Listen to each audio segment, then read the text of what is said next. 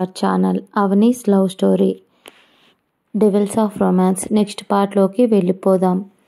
ఏంటి అక్కడ ఉన్నది రామ్ కాదా అని అడిగింది లక్ష్మి గారు.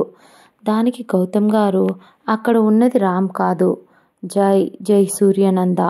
తను జిఎన్ గ్రూప్కి అధినేత, అంతటాస్తికి ఒక్కగానొక్క వారసుడు అని చెబుతూ ఒక్క నిమిషం ఊపిరి భారంగా పీల్చుకున్నారు. లక్ష్మి గారు ఆశ్చర్యంగా, అసలు ఏంటండి ఇదంతా అని అడిగారు. లక్ష్మి గారు, దానికి గౌతమ్ గారు, మనకు తెలియని విషయాలు చాలానే ఉన్నాయి లక్ష్మి. రామ్ నాన్నగారు చిన్నప్పుడు రామ్ పుట్టకముందు నుంచే ఆయనకు ఒక బెస్ట్ ఫ్రెండ్ ఉండేవాడు. అతని పేరు ఈశ్వర్నంద. ఇద్దరూ ఎంత ప్రాణ స్నేహితులంటే ఒకరి కోసం ఒకరు దేన్నైనా సాక్రిఫైస్ చేసుకోగలరు. అందుకే బిజినెస్ కూడా ఇద్దరు కలిసి మొదలుపెట్టారు. రామ్ నాన్నగారికి దగ్గర చాలా డబ్బులు లేకపోయినా ఆయనకు ఈశ్వర్ గారే మోరల్ సపోర్ట్గా ఉండి ఆయన తెలివితో ఈశ్వర్ గారు డబ్బును సమకూర్చి అది ఆయన వాటాగానే పెట్టి ఆ వచ్చిన లాభాన్ని రామ్ నాన్నగారికి కూడా ఇచ్చాడు. ఇది ఇలా ఉండగా కాలక్రమేణా ఈశ్వర్కున్న తెలివితేటలు బిజినెస్ని ఒక తిరుగులేని చదరంగంలా మార్చడం మొదలుపెట్టాడు. ఇంకా దాంట్లో ఇద్దరు ఫ్రెండ్షిప్కి ఏ డోకా లేదు. ఇద్దరి మధ్య ఏ గొడవలు రాకుండా ఆస్తుల్లో కూడా ఆయనకు ఏది తీసుకుంటే అది రామ్ నాన్నగారికి కూడా తీసుకునేవాడు. ఈశ్వర్ ఎప్పుడు వీళ్ళిద్దరూ కలిసి ఉండేలా, అలాగే వీళ్ళ పెళ్ళిళ్ళు అయినా కూడా వీళ్ళ భార్యలు కూడా మంచి స్నేహితుల్లా అక్కా చెల్లెల్లా ఉండేవాళ్ళు. అలా కాలక్రమేణా వీళ్ళ బంధం ఇంకా బలపడింది లక్ష్మి. కొద్ది రోజుల తరువాత రామ్ వాళ్ళ నాన్నకు ఆలస్యంగా పెళ్ళైనా కూడా ఆవిడ గర్భవతి అయ్యింది. కానీ ఈశ్వర్ వాళ్లకు పిల్లలు లేరు. వాళ్లకు చూపించని హాస్పిటల్ లేవు, తిరగని గుళ్ళు లేరు. ఎక్కడంటే అక్కడ తిరిగి చాలా చేశారు. ఎన్నో నోములు పూజలు ఎన్నో చేశారు. అయినా కూడా వాళ్ళకు సంతాన ప్రాప్తి కలగలేదు. అలా కాలం గడుస్తూ ఉండగా రామ్ వాళ్ళమ్మ శ్రీమంతం దానికి ఈశ్వర్ భార్య అయిన పార్వతీ గారు శ్రీమంతానికి వచ్చారు. అప్పుడు అక్కడికి వచ్చిన ముత్తైదువులు కొంతమంది ఆవిడని హేళన చేయగా ఆవిడ చాలా బాధపడ్డారు. రామ్ వాళ్ళ అమ్మా నాన్న కూడా ఆ ముత్తైదువుల్ని తిట్టి పార్వతీ గారికి ధైర్యాన్ని ఇచ్చారు. కొద్ది రోజుల తరువాత ఇంకెక్కడో విదేశాలలో చూపించడం కూడా స్టార్ట్ చేశారు. కానీ వాళ్లకు పిల్లలు పుట్టే యోగం లేదని తెలిసింది. దాంతో ఇంకా వాళ్ళు ఇద్దరు కృంగిపోయారు. ఎందుకు బ్రతకాలే మేము అంటూ ఈశ్వర్ గారు ఎంతో తెలివైన వాళ్ళు అంత డీలా పడిపోయారు. అప్పుడే రామ్ వాళ్ళ నాన్న కూడా వాళ్ళ అమ్మకు నొప్పులు రావడంతో ఆవిడని హాస్పిటల్కి తీసుకెళ్లారు. అక్కడ ఆవిడ మొదటగా ఒక మగ శిశువుని జన్మనిచ్చింది. చూడటానికి చాలా అందంగా, అచ్చం రామ్ ఎలాగైతే ఉంటాడో అలాగే అచ్చు గుద్దినట్టు ఉంటాడు. అప్పుడే కొద్దిసేపటి తర్వాత మళ్ళీ ఆవిడకి నొప్పులు రావటం మొదలయ్యాయి. ఇక్కడ స్కానింగ్లో కూడా తెలియని వింత ఏంటంటే ఆవిడకి కడుపులో ట్విన్స్ ఉన్నారని తెలుసుకోలేకపోయారు. అప్పుడే ఆయనకు ఇద్దరు పిల్లలు కనడంతో ఒక ఆలోచన వచ్చింది. వెంటనే ఈశ్వర్ గారికి ఫోన్ చేశారు హాస్పిటల్కి రమ్మని. ఈశ్వర్ గారు కూడా ఏం జరిగిందో అని కంగారుగా ఆయన్ని కలవడానికి వచ్చారు. వెంటనే రామ్ నాన్న అందులో పుట్టిన మొదటి బిడ్డను, ఆరోగ్యంగా ఉన్నట్టు బిడ్డను ఈశ్వర్ గారి చేతిలో పెడుతూ కొన్ని డాక్యుమెంట్స్ కూడా ఈశ్వర్ గారికి ఇచ్చి, నీ బిజినెస్లన్నీ ఇక్కడ లాభంగా ఉన్నవే, అన్నింటినీ వైజాగ్కి షిఫ్ట్ చేశాను. నువ్వు ఇక నుంచి అక్కడికి వెళ్ళిపో ఈశ్వర్. ఇక నుంచి నీకు నాకు ఎలాంటి సంబంధం ఉండకూడదు అని అన్నారు ఆయన. ఈశ్వర్ గారికి ఒక్క నిమిషం ఏమీ అర్థం కాలేదు. రాగానే పసిబిడ్డను చేతిలో పెట్టి, ఏం మాట్లాడుతున్నావురా? అయినా కొంచెం ఆశ్చర్యంగా అర్థం కాకుండా అడిగారు. దేనికిరా? రే, వీడు ఇప్పటి నుంచి మీ కొడుకు కాదు అనుకో. నువ్వు పెట్టిన భిక్ష ముందో ఇది చాలా తక్కువ. నీకు నా ప్రాణమే ఇచ్చి ఉండొచ్చు.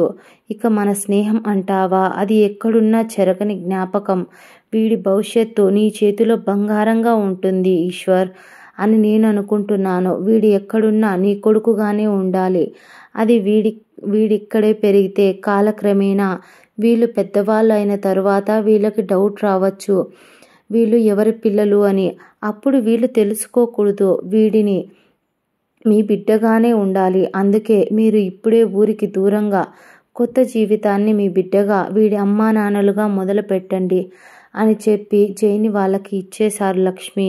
ఈశ్వర్ గారు దీనికి మొదట ఒప్పుకోలేదు. కానీ రామ్ వాళ్ళ అమ్మగారికి ఇదేది చెప్పాలి అని వాళ్ళ నాన్న అనుకోలేదు. ఈశ్వర్ గారు కూడా ఆవిడికి చెబుదాము అని అన్నా కూడా ఎంతైనా కన్నతల్లి కదరా, తను తట్టుకోలేదు. ఆయన తెలివిగా నేను తనకు చెప్పను, తను కూడా ఒప్పుకోదు మీకు ఇవ్వటానికే. కానీ కన్న తల్లి కదా, పేగుబంధం వదులుకోలేనిది. అందుకే మీరు తనతో మాట్లాడకుండానే ఇటు నుంచి ఇలాగే వెళ్ళిపోండి. తన్ని ఎప్పుడూ మాకు చూపించడానికి కూడా తీసుకురాకండి అని చెప్పి ఆ రోజు ఈశ్వర్ వాళ్ళని ఆ ఊరి నుంచి వైజాగ్ పంపించేశారు రామ్ వాళ్ళ నాన్నగారు. అలా చాలా రోజుల తరువాత ఇద్దరు ట్విన్స్ కావడం వల్ల అచ్చు గుద్దినట్టు ఒకేలా ఉండటం, పైగా ఇద్దరూ తెలివైన పిల్లలు. కాకపోతే రామ్ చాలా సెన్సిటివ్. దేన్నైనా మెల్లిగా నిదానంగా సాల్వ్ చేయాలి, దేనికైనా ఎక్కువ కోపగించుకోకూడదు, ప్రతి దానిని ఆలోచించి చెయ్యాలి అనుకునే నెమ్మదస్తుడు. ఆ నెమ్మదితనంతోనే తన నాన్న బిజినెస్ చేస్తూ ఉండగా తనకు ఉన్న చెడ్డ అలవాటు రామ్కి. జై అలా కాదు, చెడ్డ అలవాటు మంచితనం రామ్కి. కానీ జై అలా కాదు, రామ్కి పూర్తి ఆపోజిట్. ఎవడైనా సరే వాణ్ణి చూడంగానే వాడు ఇలాంటి వాడు ఏం చేయగలడు, వాడి కెపాసిటీ ఏంటి, ఒక 10 అడుగుల దూరం నుంచే వారిని గుర్తుపట్టగల సమర్థుడు జై. ఈశ్వర్ పెంపకంలో పెరగడం వల్లేమో చాలా తెలివి మీరిపోయాడు. ప్రతి దాని పట్ల బాధ్యత తీసుకుంటాడు. కానీ దేనికి ప్రేమ చూపించడు, దానిపై కేరింగ్ చేయడు. అది తల్లిదండ్రులైనా ప్రేమించిన అమ్మాయి అయినా తన ప్రేమని రాక్షసంగానే చూపించడం జైకి అలవాటు. తనకు ప్రశాంతమైన ప్రేమ అంటే తనకు ఇష్టం ఉండదు. ఈ కథలో జై హీరోను అర్థం కావడం లేదు, లేదా రాక్షసుడు అర్థం కావడం లేదు అని గౌతమ్ గారు ఒక నిట్టూర్పు. అలా ఆయన చెప్పిన విని అలా షాక్ అయి నిలబడ్డారు ఇద్దరు. గౌతమ్ గారు తేరుకొని, చూడండి, మీకు ఇలాంటి డౌట్ వచ్చింది అని ముఖ్యంగా తను రామ్ కాదు జై అని జననికి తెలియటానికి వీల్లేదు అని అన్నారు. లక్ష్మిగారు తేరుకొని, మరి రాంబాబు అన్నయ్య ఎక్కడున్నారు, వాళ్ళకి ఏమైంది అని అడిగింది లక్ష్మిగారు. దానికి గౌతమ్ గారు, రామ్ కాలేజీలో ఉండగా ఎవరో తెలియదు తన్ని మత్తుమంది ఇచ్చి కిడ్నాప్ చేసి అతన్ని ఆస్ట్రేలియాకు తీసుకెళ్లారు అని అనగా, నేహ కూడా పెద్దనాన్న కూడా ఆస్ట్రేలియాకి కదా వెళ్ళింది అని అంది. దానికి గౌతమ్ గారు తల ఊపి, అవును నేహ, నీకు వచ్చిన డౌట్ కరెక్టే. జై అన్నీ హ్యాండిల్ చేశాడు. వాళ్ళిద్దరిని వాళ్ళ దగ్గర నుంచి కాపాడాడు. కానీ అప్పటికే చాలా దెబ్బలు తగిలాయి. అందుకే వాళ్ళను ఇక్కడికి తీసుకురాకుండా అక్కడే హాస్పిటల్లో ఉంచారు అని అన్నాడు ఆయన. నాన్న, జనని వదిన తనని రామన్నయ్య అనుకుని పెళ్లి చేసుకుంది. కానీ తను జై అన్నయ్య అని తెలిస్తే ఎలా, ఏదైనా జరగచ్చు, ఎలా నాన్న అంటూ అందరికీ వణుకు వచ్చింది. కానీ గౌతమ్ గారు, రామ్ నాన్న దీనంతటినీ హ్యాండిల్ చేయగలరు. వాళ్ళు రావటానికి ఇంకా 2 days టైం పట్టచ్చు. కాబట్టి అంతవరకు జై దగ్గర కానీ జనని దగ్గర కానీ అస్సలు బయటపడకండి అని అన్నారు. నేహ, జై కూడా నీకు అన్నయ్యే. చూశావు కదా రామ్ ఎంత ప్రేమగా మాట్లాడేవాడో, జై కూడా అలాగే మాట్లాడుతూ ఉన్నాడు. కాబట్టి తనతో నార్మల్గానే ఉండండి అని అన్నారు. లక్ష్మిగారు, నేహ ఇద్దరూ తల ఊపి సరే అని ఎవరి రూమ్కి వాళ్ళు వెళ్ళిపోయారు. అలా ఎవరి సమస్యలతో వాళ్ళు ఎవరి రూమ్లో వాళ్ళు తల మునకలై పడుకొని ఉన్నారు. ఇక్కడ జననికి సపరేట్గా ఉండడంతో సఫకేటింగ్గా ఉండడంతో జనని కూడా అప్పటికే ఆలస్యం అవ్వడంతో బాగా నిద్రపోయింది. ఇక మన జయబాబు దగ్గరికి వస్తే ఏదో ఆలోచిస్తూ సోఫాలో కూర్చొని ల్యాప్టాప్లో ఏదో చూస్తూ ఉన్నాడు.